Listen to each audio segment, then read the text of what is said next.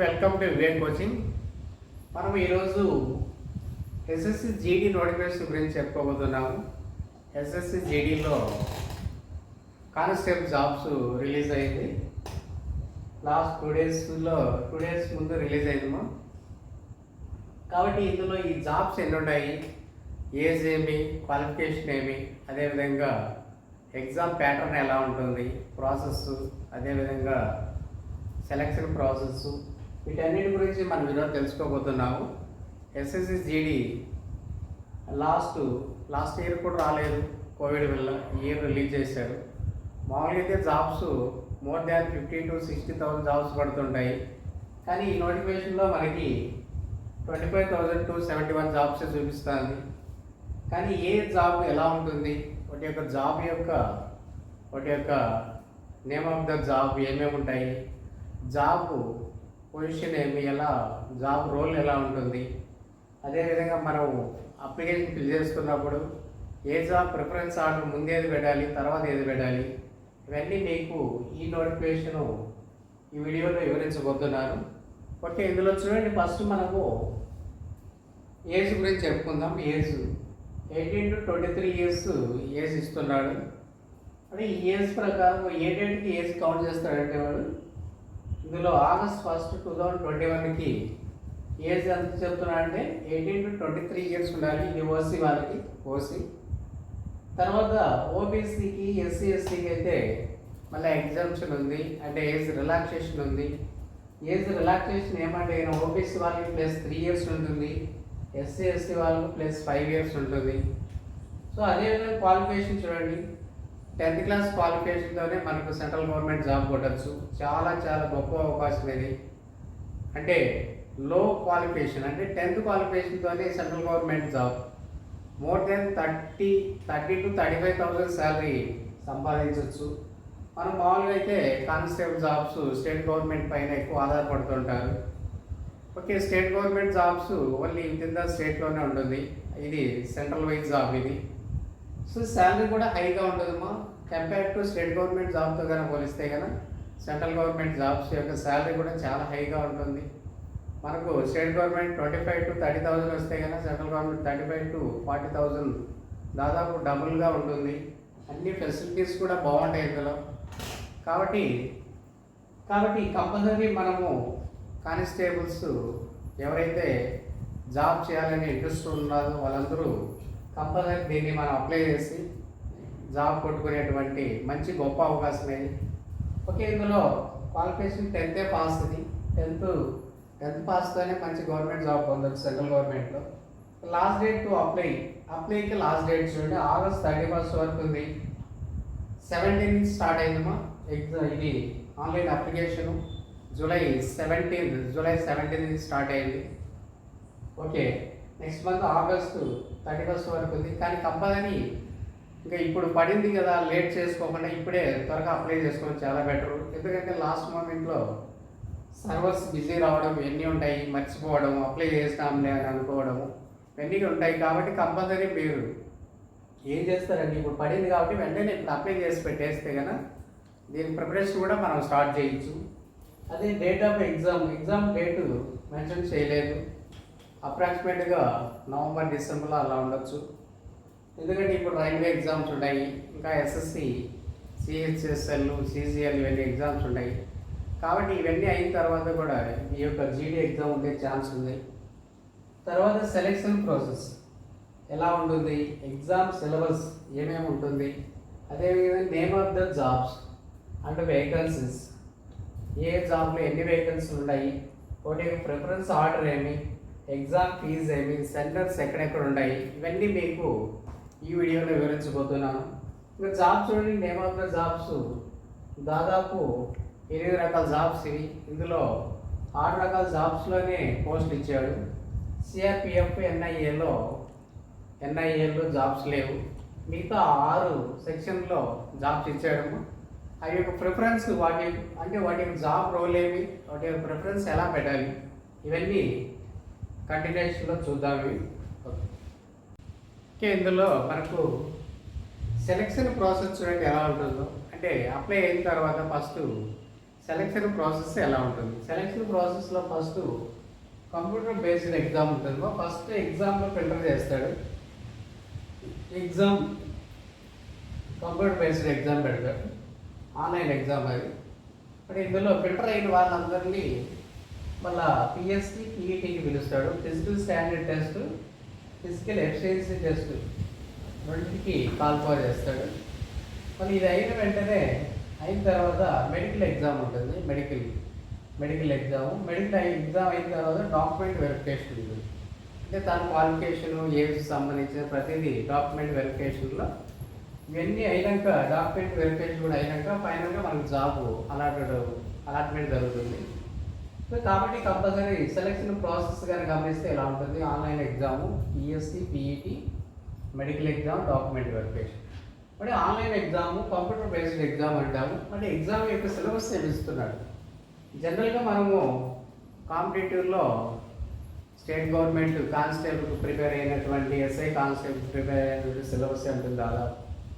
SSC exam చాలా వాటికి కూడా ఇదే syllabus. Reasoning, GK, general awareness, arithmetic లేదా మ్యాథమెటిక్స్, జనరల్ ఇంగ్లీష్. చూడండి ఎగ్జామ్ సిలబస్ ఏమిస్తున్నాయంటే కదా 100 టోటల్ వచ్చేసి 100 క్వశ్చన్స్, 100 మార్క్స్ ఉంటాయి. టైం మాత్రం 90 మినిట్స్ ఇచ్చారు. 90 మినిట్స్ అంటే 1.5 అవర్ టైం వస్తుంది. ఈ 1.5 అవర్లో కనుక మనకు రీజనింగ్ అండ్ జనరల్ ఇంటెలిజెన్స్ అంటాము. 25 క్వశ్చన్స్, 25 మార్క్స్ ఉంటాయి. జీకే అండ్ జనరల్ అవేర్నెస్ నందు 25 క్వశ్చన్స్, 25 మార్క్స్ ఉంటాయి. అదేవిధంగా మ్యాథమెటిక్స్, సింపుల్ మ్యాథమెటిక్స్ ఏమో అర్థమెటిక్ అని కూడా అంటాం దీన్ని. సింపుల్ మ్యాథ్స్ అంటే తర్వాత స్క్వేర్స్, క్యూబ్స్, నెంబర్ సిస్టము, తర్వాత average, ages, ratio and proportion, simple interest, compounds, అవన్నీ కలిపి మనకు దేని కింద అడుగుతున్నాడు? మ్యాథమెటిక్స్ లేదా అర్థమెటిక్. 25 క్వశ్చన్స్, 25 మార్క్స్ ఉంటాయి. మీరు జనరల్ ఇంగ్లీష్ చూస్తే కదా ఇది కూడా 25 క్వశ్చన్స్, 25 మార్క్స్ ఉంటాయి. ఇందులో బాగా చేయగలిగిన స్కోరు రీజనింగ్ 25లో అవుట్ ఆఫ్ 22 ఈజీగా పెట్టచ్చు ఇందులో. కాబట్టి అన్ని సెక్షన్ కంటే ఈజీగా ఉన్న సెక్షన్ ఏదంటే రీజనింగ్ అండ్ జనరల్ ఇంటెలిజెన్స్. మంచి స్కోరింగ్ పేపర్ ఇది. కాబట్టి బాగా ప్రాక్టీస్ చేస్తే కనుక మనము ఇందులో మంచి స్కోరింగ్ చేయొచ్చు. జీకే స్టాండర్డ్ జీకే అడుగుతాడు, జనరల్ అవేర్నెస్, సైన్స్, సోషల్ నందు కూడా కొన్ని బిట్స్ అడుగుతాడు. అదేవిధంగా కరెంట్ అఫైర్స్ కూడా కొన్ని టచ్ చేస్తాడు. అంటే GK and general awareness, science, social including current affair, latest information. News papers, standard books చదువుకోవచ్చు, లేదా కోచింగ్లో కూడా నేర్చుకున్నా కూడా మనం మంచి స్కోరింగ్ చేయొచ్చు. 25లో ఎంత లేదన్నా 15 to 20 క్వశ్చన్స్ చేయొచ్చు. మరి కూడా GK and general awareness. Arithmetic మరీ tough. SI constable, state government అంత టఫ్ ఉండదు. ఎస్ఎస్సిలో లో లెవెల్ ఈజీగానే ఉంటుంది, మరీ అంత కష్టంగా అయితే ఏముండదు. ఇది కూడా 25 to 25 మార్క్స్ కాబట్టి ఇది నుంచి కూడా 15 to 20 మార్క్స్ ఈజీగా మనం స్కోర్ చేయొచ్చు.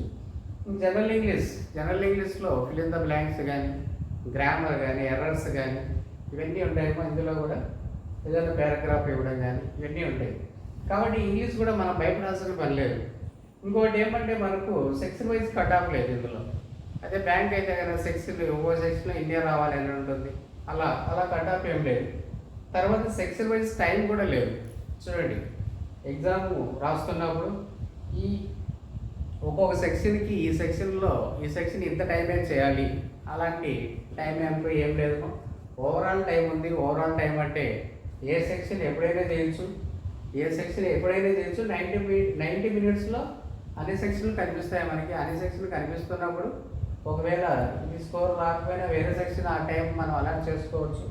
కాబట్టి ఫస్ట్ ఈజీగా ఉన్న క్వశ్చన్స్ ఎక్కడైనా కూడా రీజనింగ్ కానీ, జీకేలో కానీ, లేకపోతే మ్యాథమెటిక్స్ కానీ ఎక్కడైనా ఈజీగా ఉన్న క్వశ్చన్స్ ఫస్ట్ చేయాలి.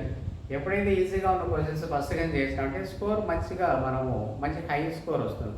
ఇదేనే కాదు, ఏ కాంపిటేటివ్ అయినా కూడా కంపల్సరీ మనం ఫస్ట్ చేయాల్సింది ఇంకేమంటే క్వశ్చన్స్ అన్నీ కనిపిస్తున్నప్పుడు ఈజీ ఉన్న క్వశ్చన్స్ ఫస్ట్ చేసుకుంటూ వెళ్ళాలి. తర్వాత కొద్దిగా మీడియం లెవెల్, తర్వాత హై లెవెల్, అవన్నీ తర్వాత చేసుకుంటూ వెళ్ళాలి. అంతేగాని కష్టంగా ఉన్న క్వశ్చన్స్ ముందు చేసి టైం అంతా అక్కడ ఖర్చు పెట్టేసి స్కోర్ తగ్గించుకుంటాం అలా చేస్తే కానీ. కాబట్టి ఎప్పుడైనా కొత్త క్వశ్చన్ కనిపించినా, కష్టమైన క్వశ్చన్, ఎక్కువ టైం తీసుకునే క్వశ్చన్స్ ఫస్ట్ 80% అటెంప్ట్ చేయకూడదు. గవర్నమెంట్ జాబ్ కొట్టాలంటే ముఖ్యంగా ఇది చాలా చాలా ఇంపార్టెంట్ పాయింట్, చాలా చాలా ఇంపార్టెంట్. ఫస్ట్గా చూసుకుంటూ పోవాలి. అంటే ఎగ్జామినర్ ఏం చేస్తాడంటే కావాల్సిన మనల్ని హోల్డ్ చేయడానికి ఫస్ట్లో కొద్దిగా కష్టమైన క్వశ్చన్లే పెడతాడు. హోల్డ్ చేయి అంటే ఇతను ముందుకు పంపించకూడదు, ఎక్కువ స్కోర్ చేయకూడదు అనే విధంగా ఎగ్జామినర్ ఆలోచిస్తాడు. మనం ఏం చేయాలంటే మనము ఆ క్వశ్చన్ దగ్గర పట్టుకొని టైం అంతా వేస్ట్ చేయకుండా దాన్ని స్కిప్ చేసి ఈజీ క్వశ్చన్స్ ముందు చేసుకుంటూ వెళ్ళిపోవాలి. అన్ని క్వశ్చన్స్లో ఈజీగా ఉండేవి ముందు చేసుకుంటూ వెళ్ళాలి. తర్వాత ఏం చేయాలంటే కనుక తర్వాత కష్టమైనట్టు తర్వాత చేయాలి లాస్ట్, అప్పుడు మంచి స్కోర్ వస్తుంది. కాబట్టి 70 to 80% కన్నా మార్క్స్ కన్నా స్కోర్ చేయగలిగితే కనుక ఈజీగా మనం ఎగ్జామ్ క్వాలిఫై అయ్యే ఛాన్స్ ఉంటుంది. బట్ ఎగ్జామ్ క్వాలిఫై అయిన వాళ్ళందరినీ వాళ్ళకు ఒక రేషియో ప్రకారము కాల్ఫర్ చేస్తారు. జాబ్స్ బట్టి ఒక రేషియో వాళ్ళు నిర్ణయించుకుని ఉంటారు. ఆ రేషియో ప్రకారం ఇంతమందిని కాల్ఫర్ అనేది సెకండ్ స్టేజ్ పిలుస్తాడు. Physical standard test, physical efficiency test. మరి ఇది సెకండ్ అయినాక మళ్ళీ ఎగ్జామ్ మెడికల్ ఎగ్జామ్ ఉంటుంది. తర్వాత ఫైనల్గా డాక్యుమెంట్ వెరిఫికేషన్ ఉంటుంది. ఓకే, తర్వాత పిఎస్టీ ఎలా ఉంటుంది, పిఈటీ ఎలా ఉంటుంది చూద్దాం.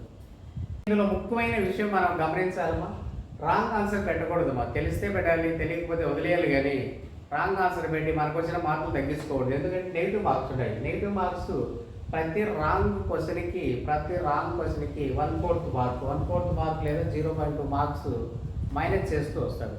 ఆ విధంగా ఎన్ని క్వశ్చన్స్ మనం రాంగ్ పెడితే అన్ని 1/4 కానీ అన్ని 0.25 మార్క్స్ డౌన్ అవుతుంది. అంటే మనకు వచ్చిన స్కోర్ నుంచే మైనస్ చేస్తుంది. చాలా చాలా ఇంపార్టెంట్ ఇది. కాబట్టి ఏదైనా క్వశ్చన్ కాంపిటేటివ్ రాస్తున్నప్పుడు క్వశ్చన్ తెలిస్తేనే అటెంప్ట్ చేయాలి. కానీ గుర్తుగా ఏదో ఒకటి పెట్టకూడదు. తెలియకపోతే వదిలేయడం బెటర్. ఎందుకంటే వదిలేస్తే కనుక మనకు రాంగ్ పోయే ఛాన్స్ ఉండదు, మనకు వచ్చిన మార్కులు తగ్గవు అనమాట. కాబట్టి ఏదైనా కంపల్సరీ తెలిస్తేనే అటెంప్ట్ చేయాలి. అప్పుడే మనకు మంచి స్కోర్ వస్తుంది. మనకు తెలియని క్వశ్చన్స్ కానీ పెడితే రాంగ్ పోతే కనుక నెగిటివ్ మార్క్ ఉంది. కంపల్సరీ నెగిటివ్ మార్కుని కూడా దృష్టిలో పెట్టుకొని మనం ఎగ్జామ్ రాయాల్సి ఉంటుంది. ఓకే, నెక్స్ట్ ఎగ్జామ్ క్వాలిఫై అయిన వాళ్ళందరినీ పిఎస్సి పిఈటీకి క్వాలిఫై చేస్తాను. ఇది ఓన్లీ క్వాలిఫై నేచర్ అనమాట.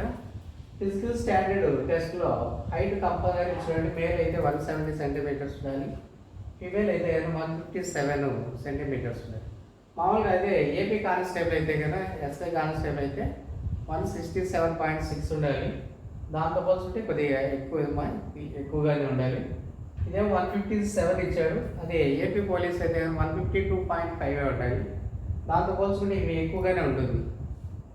కాబట్టి సెంట్రల్ గవర్నమెంట్ జాబ్స్ కాబట్టి చాలామంది ఇక్కడే ఫిల్టర్ అయిపోతారు. ఫస్ట్ ఎగ్జామ్లో ఫిల్టర్ చేస్తాడు. ఎగ్జామ్ ఫిల్టర్ అయిన తర్వాత దాదాపు ఎగ్జామ్లో ఫిల్టర్ అయిపోతాము. తర్వాత ఇక్కడ పిఎస్సీలో చాలామంది ఫిల్టర్ అయిపోతారు. ఎందుకంటే ఇంత హైట్ ఉన్న వాళ్ళు ఎక్కువ మంది ఉండరు కాబట్టి ఇక్కడ చాలా వరకు ఫిల్టర్ అయిపోతారు. ఫిల్టర్ అయిన తర్వాత మళ్ళీ పీఈటీ పెడతాడు, ఫిజికల్ ఎఫిషియన్సీ టెస్ట్. అందులో పీఈటీ ఏం లేదు, ఓన్లీ 5 గేమ్ ఉంటుంది. 5 kilometres running. 5 kilometres running male అయితే కనుక 24 మినిట్స్లో రన్ చేయాలి. మేల్ 5 కిలోమీటర్స్ రన్నింగ్ ఇది 24 మినిట్స్. ఫిమేల్ అయితే కనుక 1.6 కిలోమీటర్స్ 8 minutes 30 secondsలో రీచ్ అవ్వాలి. 8 minutes 30 secondsలో రీచ్ అవ్వాలి. అదేవిధంగా ఎన్సీసీ సర్టిఫికేట్ ఉంటే కదా మీకు ఇందులో కొద్దిగా కొన్ని మార్కులు యాడ్ అవుతాయేమో. అదే సి సర్టిఫికేట్ ఉంటే 5% ఆఫ్ మార్క్స్ యాడ్ అవుతాయి. ఎన్సీసీ బి సర్టిఫికేట్ ఉంటే కనుక 3% మార్క్స్ యాడ్ అవుతాయి. ఎన్సీసీ ఏ సర్టిఫికేట్ ఉంటే కనుక 2% ఆఫ్ మార్క్స్ యాడ్ అవుతాయి. కాబట్టి ఇది అయిన తర్వాత మనకు మెడికల్ ఎగ్జామ్, డాక్యుమెంట్ వెరిఫికేషన్ ఉంటుంది. తర్వాత మీకు నేమ్ ఆఫ్ ద జాబ్స్ ఏ రకాల జాబ్స్ ఉన్నాయి, అందులో వేకెన్సీస్ ఎన్ని ఉన్నాయి, దాని ప్రిఫరెన్స్ ఆర్డర్ ఎలా పెట్టాలి అవి చెప్తాను. ఓకే, ఇందులో నేమ్ ఆఫ్ ద జాబ్స్, వాటి యొక్క వేకెన్సీస్, ప్రిఫరెన్స్ ఆర్డర్ ఎలా పెట్టాలి. చాలామందికి తెలియదు మా ప్రిఫరెన్స్ ఆర్డర్ ఎలా పెట్టాలి అనేది.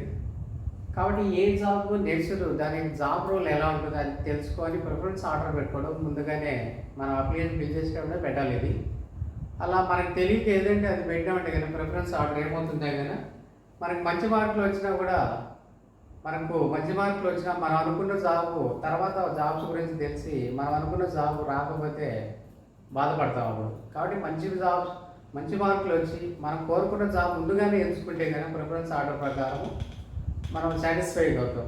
బాగా చదువుకున్న వాళ్ళు మంచి మార్కులు వచ్చినాయి.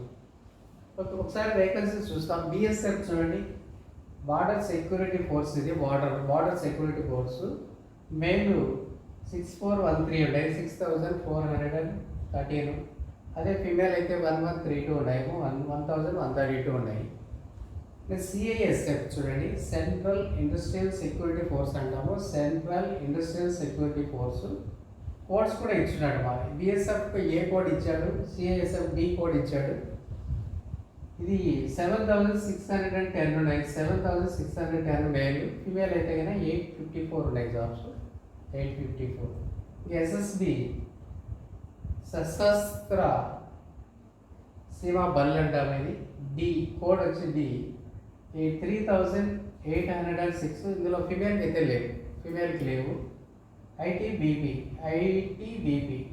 ఇండో టిబెటన్ బార్డర్ ఫోర్స్ అంటాము. Indo Tibetan border force 1216 male. Female అయితే 215. ఇవి అస్సాం రైఫిల్స్. ఇవి ఏఆర్ అంటే అస్సాం రైఫిల్స్తో 3185.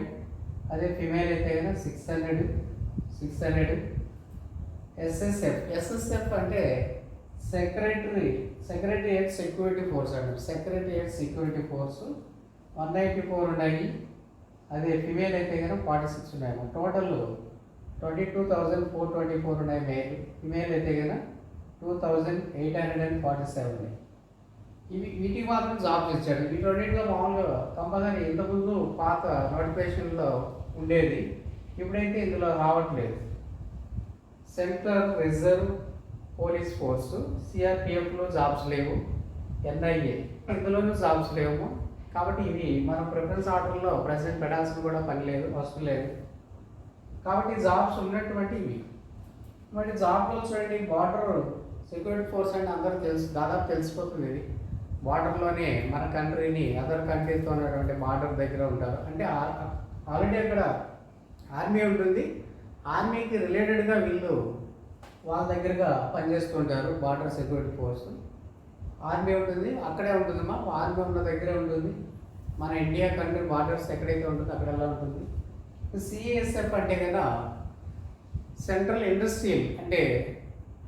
ఇండస్ట్రియల్ అంటే మన కంట్రీకి సంబంధించినటువంటి ప్రైవేట్ కంపెనీస్ కానీ, టాప్ మోస్ట్ కంపెనీస్ ప్రైవేట్ కానీ government companies, all government companies.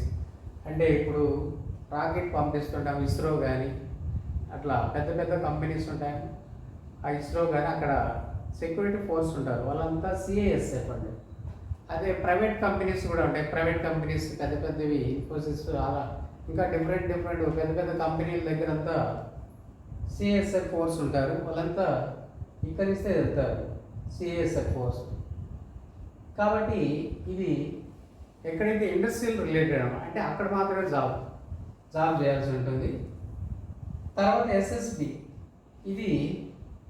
SSP దాదాపు ఇది నార్త్ ఈస్టర్న్ దగ్గరే ఉంటుందమ్మా. ఇది కూడా బార్డర్కు కొద్దిగా రిలేటెడ్. అంటే కొన్ని స్మగుల్డ్ గూడ్స్ ఎక్కడైతే విదిన్ ఇండియా కానీ, ఎయిర్ ఫోర్స్ దగ్గర కానీ, అదేవిధంగా షిప్ యార్డ్ దగ్గర కానీ ఇక్కడంతా వర్క్ చేయాల్సి ఉంటుంది వీళ్ళు.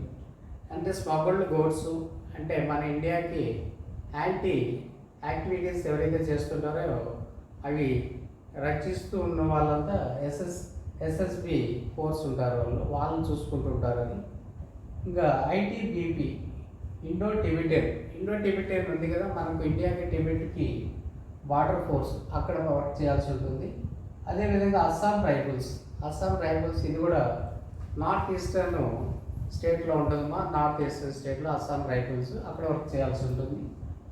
అదేవిధంగా ఎస్ఎస్ఎఫ్ అంటే సెక్రటరియట్ సెక్యూరిటీ ఫోర్స్. సెక్రటరియట్ ఎక్కడ ఉంది? మనకు ఢిల్లీలో పిఎం ఆఫీస్ ఉంది కదా, ప్రైమ్ మినిస్టర్ ఆఫీస్ కానీ, అదేవిధంగా ప్రెసిడెంట్ ఆఫీస్ కానీ, అక్కడ ఫోర్స్ సెక్యూరిటీగా వర్క్ చేయాల్సి ఉంటుంది. అంటే పార్లమెంట్ దగ్గర కానీ, అదేవిధంగా సెక్రటరియట్ అంటే మన ఇండియా మొత్తం వర్క్ చేయడానికి సెక్రటరియట్ ఉంటుంది. అక్కడ ఫోర్స్ ఉంటారు, పోలీస్ ఫోర్స్, వీళ్ళని అక్కడ అపాయింట్ చేస్తారన్నమాట. ఈ జాబ్ యొక్క రోల్ అనమాట ఇది. సిఆర్పిఎఫ్ ఇప్పుడు ఎట్లా జాబ్స్ లేవు. సిఆర్పిఎఫ్ అంటే కనుక ఇవి నక్సల్స్ ఏరియాలో ఎక్కువ వర్క్ చేయాల్సి ఉంటుంది సిఆర్పిఎఫ్. అదేవిధంగా ఎక్కడైనా ఎలక్షన్ జరుగుతున్నప్పుడు ఎలక్షన్ ఏ కంట్రీ ఏ స్టేట్లో అయితే ఎలక్షన్ జరుగుతుంటే అక్కడ సిఆర్పిఎఫ్ ఫోర్సులు పంపిస్తుంటారు. ఎన్ఐఏ ఉంది నేషనల్. కాబట్టి ప్రజెంట్ అయితే జాబ్స్ లేవు ఇందులో. కాబట్టి వీటి వరకు మనం ప్రిఫరెన్స్ ఆర్డర్ పెడితే చాలు. కొద్దిగా బాగా మనకు అంటే వీటి గురించి బాగా ఐడియా ఉంటే కానీ మనం ప్రిఫరెన్స్ ఆర్డర్ పెట్టలేము. ఆల్రెడీ మా దగ్గర మన వివేక్ కోచింగ్ సెంటర్లో ఇక్కడ వివేక్ కోచింగ్ సెంటర్లో జాబ్స్ కొట్టిన వాళ్ళు చెప్తున్న ఇన్ఫర్మేషన్ ప్రకారం వాళ్ళు ఏ జాబ్ ముందు మనం పెట్టుకోవచ్చు అంటే కదా ఎస్ఎస్ఎఫ్ ఫస్ట్ పెట్టుకోవచ్చు, సెకండ్ ప్రిఫరెన్స్గా సిఏఎస్ఎఫ్ పెట్టుకోవచ్చు, మళ్ళీ ఎస్ఎస్బి థర్డ్, ఐటీబీపీ ఫోర్త్గా పెట్టుకోవచ్చు ప్రిఫరెన్స్ ఆర్డర్లో, అస్సాం రైఫల్స్ ఫిఫ్త్, బిఎస్ఎఫ్ ఇది బార్డర్ సెక్యూరిటీ రిలేటెడ్ కాబట్టి చివరిలో పెట్టుకోవచ్చు ప్రిఫరెన్స్ ఆర్డర్. ప్రిఫరెన్స్ ఆర్డర్ ఇలా ఇచ్చుకోవడం మనకు మంచి బెటర్ అనిపిస్తుంది. ఒకవేళ మీకు తెలిసిన ఫ్రెండ్స్ కూడా ఉంటే కానీ ఎక్కడ జాబ్ చేస్తున్న వాళ్ళు, లేదంటే ఆర్మీలో కానీ లేకపోతే ఆల్రెడీ ఇక్కడ జాబ్ చేస్తున్న వాళ్ళని కూడా మీరు అడిగి కనుక్కోండి. మీరు కూడా వన్స్ ఒక అడిగి కనుక్కొని ప్రిఫరెన్స్ ఆర్డర్ పెట్టుకోవడం మంచిది. ఎందుకంటే ప్రిఫరెన్స్ ఆర్డర్ ఏదంటే తెలియక జాబ్స్ ఏదైతే ఎక్కువ ఉన్నాయో చూసుకొని అది కానీ అప్లై ఫస్ట్ ప్రిఫరెన్స్ ఇచ్చినాం అనుకోండి, మనం బార్డర్లో వర్క్ చేయాల్సి వస్తుంది అంటే మంచి మార్కులు వచ్చి కూడా మనం కొద్దిగా సాటిస్ఫైగా వర్క్ చేయలేకపోతుంటాము. కాబట్టి మనం బాగా తెలుసుకొని వాటి గురించి ప్రిఫరెన్స్ ఆర్డర్ పెట్టుకుంటే కానీ మంచి మార్కులు వచ్చిన వాళ్ళకి కొద్దిగా మంచి జాబ్ ఎవరైనా ఆలోచించేది అదే, ఒక గవర్నమెంట్ జాబ్ కొట్టాలంటే ఒక కొద్దిగా మంచి జాబ్ ఉంటే బాగుంటుంది అని అనుకుంటుంటారు. సో అన్నీ మంచి జాబ్స్ కానంటే ఏం లేదు, అన్నీ మంచి జాబ్స్ ఏమో కాదంటే ప్రిఫరెన్స్ ఆర్డర్ ప్రకారం మనం ముందుగానే సెలెక్ట్ చేసుకుంటే మంచిది అనమాట. ఓకే, నెక్స్ట్ ఓకే ఇందులో ఎగ్జామ్ ఫీజు కనుక చూస్తే కానీ ఎగ్జామ్ ఫీజు అందరికీ ఎగ్జామ్ ఫీజు 100 రూపీస్ కానీ కొందరికి ఎగ్జామ్స్ ఉంది ఫీజు లేదు. ఆల్ ఉమెన్ అందరికీ ఫీజు లేదు ఎస్టీ కానీ ఓసీ కానీ ఎస్టీ బీసీ కానీ అందరికీ all women no exam fees. SC వాళ్ళు కూడా నో ఫీజు అనమాట, ఎగ్జామ్ ఫీజు లేదు. మిగతా వాళ్ళు 100 రూపీస్ ఫీజు ఉంటుంది. నెక్స్ట్ ఎగ్జామ్ సెంటర్స్ కనుక చూస్తే కనుక మన ఏపీ తెలంగాణలో ఉన్నటువంటి centres exam centres Hyderabad, Karimnagar, Warangal ఉంది తెలంగాణ అయితే కనుక. ఇంకా ఏపీ అయితే విజయవాడ ఉంది, గుంటూరు ఉంది, చీరాల ఉంది, కాకినాడ ఉంది, కర్నూలు ఉంది, నెల్లూరు ఉంది, రాజమండ్రి ఉంది, విశాఖపట్నం ఉంది, విజయనగరం ఉంది, తిరుపతి కూడా ఉంది. కాబట్టి ఎవరెవరి వాళ్ళ ప్లేస్ దగ్గరగా మనం ఎగ్జామ్ సెంటర్ని అలాట్ చేసుకోవచ్చు. తెలియక ఎక్కడో పోయి పెట్టే బదులు ఎగ్జామ్ సెంటర్స్ అన్నీ చూసి మనం ఉన్నటువంటి ప్లేస్కి ఏదైతే మనకు దగ్గర అనిపిస్తే ఎగ్జామ్ సెంటర్ దగ్గరగా మనము ఎంచుకోవచ్చు. అదేవిధంగా జాబ్స్ వచ్చినాయి కాబట్టి కంపల్సరీ అప్లై చేయండి. ఎందుకంటే కదా అవకాశం ఉన్నప్పుడే ఏదైనా అప్లై చేయాలి, ఏదైనా జాబ్స్ ఉన్నప్పుడు, లేనప్పుడు కాదు కదా. ఇప్పుడు ఎట్లా వస్తున్నాయి 1 by 1 వస్తున్నాయి. మళ్ళీ ఏపీ స్టేట్ గవర్నమెంట్ కూడా కానిస్టేబుల్ వస్తుంది, ఎస్ఐ వస్తుంది, మళ్ళీ జాబ్ క్యాలెండర్ అది వదులుతున్నాడు. అదేవిధంగా బ్యాంక్ వస్తున్నాయి, ఎస్ఎస్సి వస్తున్నాయి. కాబట్టి అన్నీ రాస్తూ ఉండాలి, మనకి ఏది ఇంట్రెస్ట్ ఉందో అది రాస్తూ ఉండాలి. Police especially for police constable కావాలనుకునే వాళ్ళు ఏపీ రాయండి, అదేవిధంగా సెంట్రల్ కూడా రాయండి. కాబట్టి సెంట్రల్ జాబ్ అనేది ఇంకా మంచి జీతం కూడా బాగుంటుందని చెప్పాను. మంచి జీతం 35,000 to 40,000 దాకా వస్తుంది. అన్ని ఫెసిలిటీ అన్నీ గవర్నమెంట్ సెంట్రల్ గవర్నమెంటే భరిస్తుంది, అన్నీ మంచి ఫెసిలిటీస్ ఇస్తారు. హోమ్ డిపార్ట్మెంట్ అంటే సెంట్రల్ హోమ్ డిపార్ట్మెంట్ కింద ఇది వర్క్ చేయాల్సి ఉంటుంది. కాబట్టి కంపల్సరీ వదలకుండా త్వరగా ఇప్పుడే అప్లై చేసుకోండి. కంపల్సరీ అంటే లేట్ చేయొద్దు, మళ్ళీ అప్లై చేయడానికి కూడా లేట్ చేయొద్దు. లేట్ చేసే కొద్దికి మళ్ళీ మర్చిపోవడం, మనం అప్లై చేసినాం అనుకోవడం ఇవన్నీ తెలియకనే జరిగిపోతుంటాయి. అప్లై చేసి ఎగ్జామ్ కూడా చదవడం ఇప్పటి నుంచే మొదలు పెట్టాలి. ఇప్పుడు ఎగ్జామ్ 2 నెలల తర్వాత పెట్టాం, 3 నెలల తర్వాత పెట్టాం, అంతవరకు వెయిట్ చేయకుండా ఎగ్జామ్స్ అన్నీ వస్తున్నాయి కాబట్టి 1 by 1 అన్నీ వస్తున్నాయి కాబట్టి ప్రిపరేషన్ కనుక స్టార్ట్ చేసినామంటే కనుక ఆ ఎగ్జామ్ టయానికి మంచి స్కోర్ సాధించి మంచి ప్రాక్టీస్లో మంచి స్కోర్ సాధించి జాబ్ త్వరగా కొట్టచ్చు అన్నమాట. ఓకే.